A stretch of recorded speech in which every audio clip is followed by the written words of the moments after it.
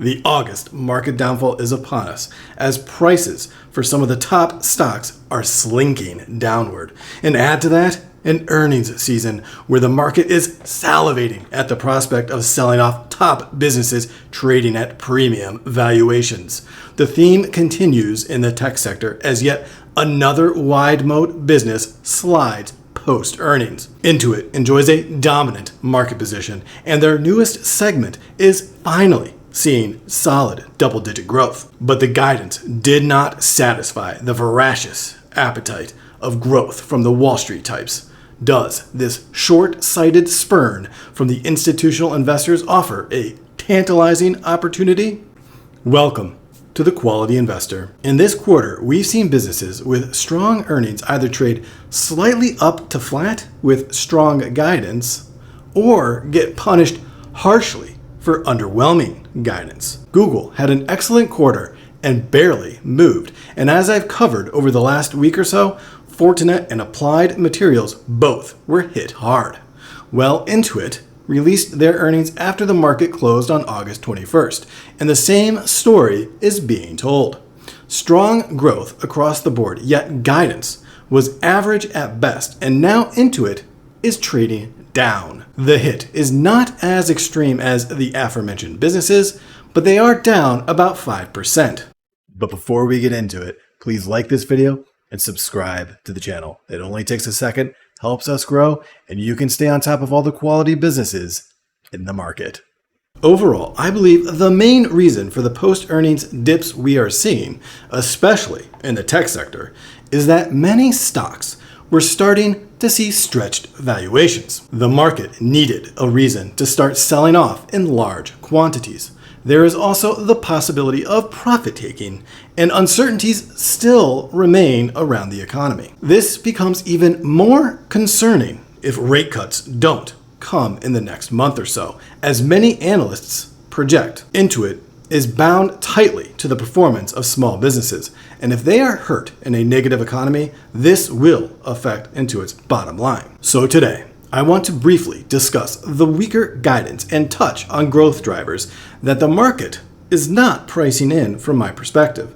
Then we'll go over the earnings and, of course, assess what a reasonable price is for this outstanding business. The full year guidance set revenue to grow at 12 to 13%, with the low end of 12% being in line with expectations. Adjusted earnings was guided to be between $22.98 per share and $23.18, with expectations again in line with the low end. So this suggests that Intuit is guiding a bit better than what Wall Street was expecting, at least on a full year basis. The Q1 guidance came in a bit lower than expected and seemed to spark investor fears about a slowdown in growth. Q1 revenue growth was guided to about 14% to 15%, but Wall Street was looking for at least 16% growth. Earnings was guided to a range of $3.05 to $3.12 per share, but Wall Street was looking for $3.07. So this mixed guidance seemed to sour investors. But there is one other reason that prompted a sell-off post-earnings. Year-over-year growth in their Global Solutions group was 18%, a sequential deceleration from last quarter of 19.4%, but still strong. Now remove MailChimp from that, and we have growth of 21%. This means MailChimp was a drag on growth.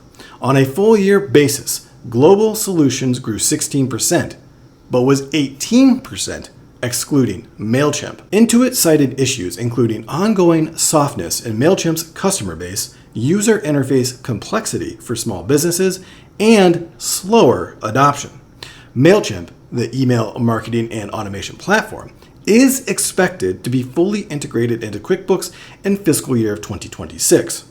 Intuit expects growth to re-accelerate, even achieving double-digit growth year over year. MailChimp ties into Intuit's overall strategy of going after mid-market clients, which is revenues between $2.5 to $100 million. Intuit says the total addressable market here is $89 billion, and they are just beginning to tap this market. This is one high growth area for Intuit that is not really being projected, and the other is AI, everyone's favorite buzzword. Let me show you this snippet from Intuit's earnings call regarding AI. The CEO had this to say about the monetization of new AI agents. He said, "We have high expectations around monetization in the future. We have not assumed anything really in our guidance for this year. So any models not including potential AI monetization. Second, it's actually thus this far above our expectations in terms of engagement.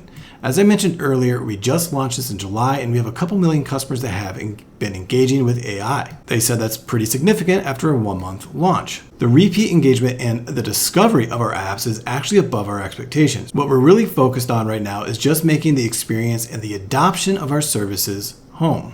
And we're giving our teams time to make that home because that's the first step is you want engagement and repeat engagement and discovery, which is already above expectations. So that is the key here.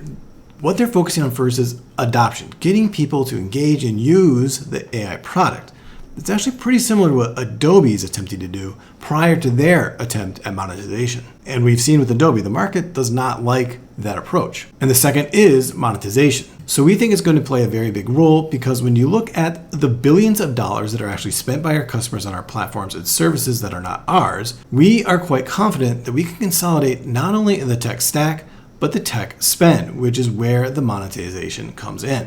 So I would have expectations for the future, but not this year, and we did not count it in our guidance just to be prudent. So it's unclear if Wall Street analysts are projecting any sort of AI monetization, but Intuit did not. And their AI agent offers capabilities such as automating invoicing, expense tracking, cash flow predictions, and so on. Intuit closed the day at $662.66. Now, they hit a high here in late July, and they've actually been declining quite a bit since then. So the sell-off we're seeing post-earnings continues this little lull Intuit has been in. Just on this day alone, they are down 5%. They were down under 650, but did rally along with the rest of the market throughout the afternoon. In total for fiscal year 2025, Intuit finished with $18.8 billion in revenue.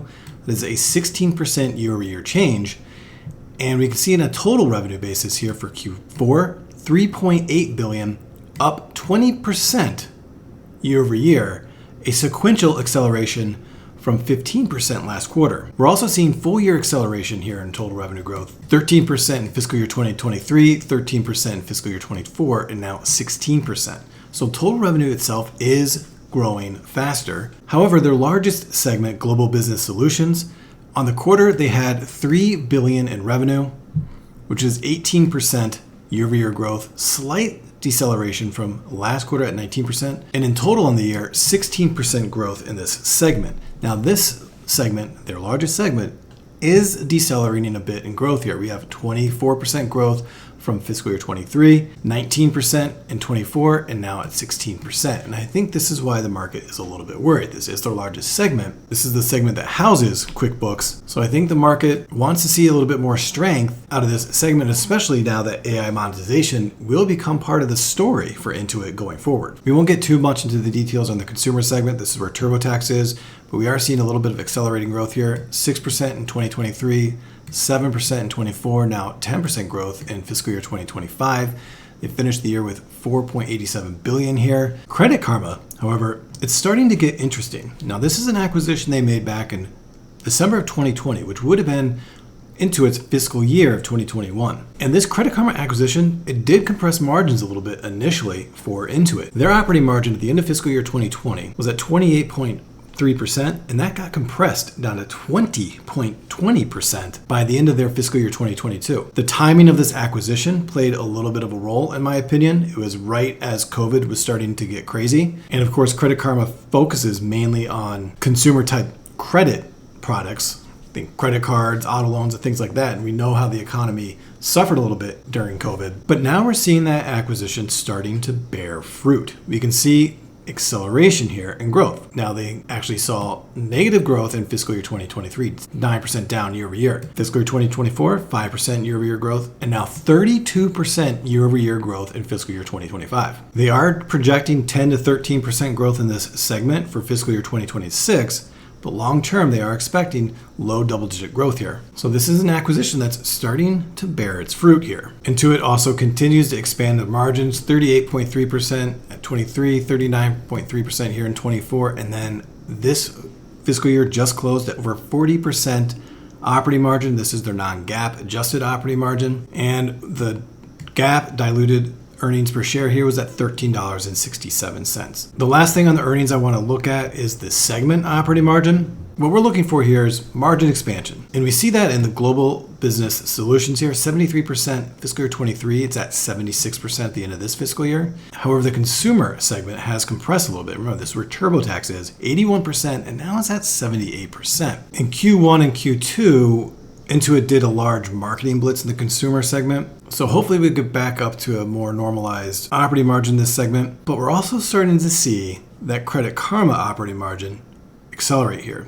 26% in fiscal year 23, down a little bit in 24 at 24%, but now at 37%. As they increase their operating leverage here, and the business continues to expand and grow, and I think we're past those acquisition growing pains, we should start to see the margins in their Credit Karma segment really start to take off, and this is going to be accretive overall to the bottom line for Intuit. My projections for revenue growth for Intuit are as follows. We have the Global Business Solutions segment. On a bear case, I'm projecting 10-year revenue growth here of 10.3%, 12.65% on the base, up to 15.6% on the bull case. The consumer segment, I've grown a little bit slower. On a 5-year CAGR, it's at 9.2%. And on the bear case, I have it growing at 6.5% up to 9.2% on the bull case. And Credit Karma, while they are expecting double-digit growth long term, I am being far more conservative here. I have 5.5% on the bear case up to 9.1% on the bull case. But that means total revenue growth on a bear case is at 8.7% for Intuit up to 13.2% for the bull case. My year one revenue projections at $21 billion for Intuit. It's going to be slightly below what Intuit themselves are guiding for fiscal year 2026. That would be revenue growth of 11.8%. Remember, they said 12 to 13%. And I am projecting a 27.5% operating margin for fiscal year 26. By year 10, on a bear case, I expect the operating margin to be at 27%, so basically flat for the bear case, and then 29% on the base and 33% on the bull case. And this is my attempt to factor in AI-related growth, but I am trying to be conservative here and not overdo it. So I think 33% is a fair estimation. So ultimately that would give us free cash flow margin by year 10 on the bear case of 32.5% up to 44.7% for the bull case. And that means free cash flow itself will grow on the bear case at 8.7% up to nearly 17% on the bull case. So keep that in mind. See what the market themselves are projecting here in a second. So Intuit closed at $662.55, and that brings their PE ratio to 48.2, below their 5 and 10-year average, and they have a forward PE of 42.7, also below their 5 and 10-year average. So I mentioned my bear case DCF, I have them growing at about 8.7% on the free cash flow basis.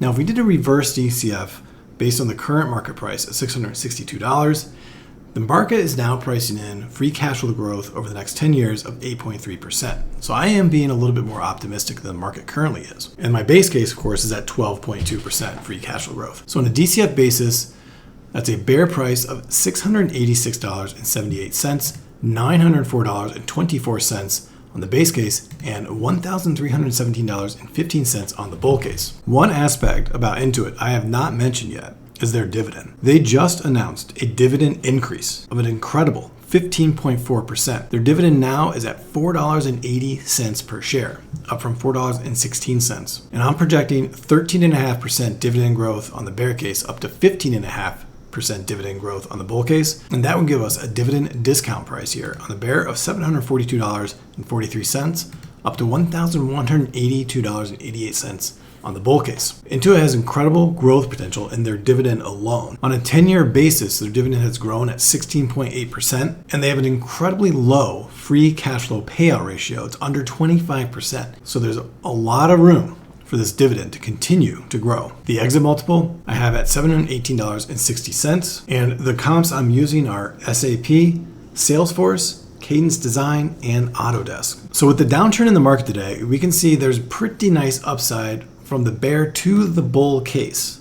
And of course, executing a bull case means they're really going to monetize that AI component and really start grabbing some of those mid-market businesses. Without any margin of safety, I have a buy price of Intuit at $891.32. With a 20% margin of safety, that's a buy price at $713.05, a forward PE of 46. So right now we're well below that 20% margin of safety. It's about at a 25-ish% margin of safety. So even if you're looking to buy Intuit under $700, you're still getting a very nice margin of safety in my view. This is a very fundamentally sound business. They're going to continue double-digit growth well into the future. They have great growth opportunities in mid-sized businesses as well as AI monetization. And as I just pointed out, Credit Karma is starting to show its strength. I already added a little bit more into it to my portfolio today, and I plan on doing so as long as we are under $700. Thank you for watching today's video. And if you've made it this far, go ahead and subscribe to the channel. Thank you and happy investing.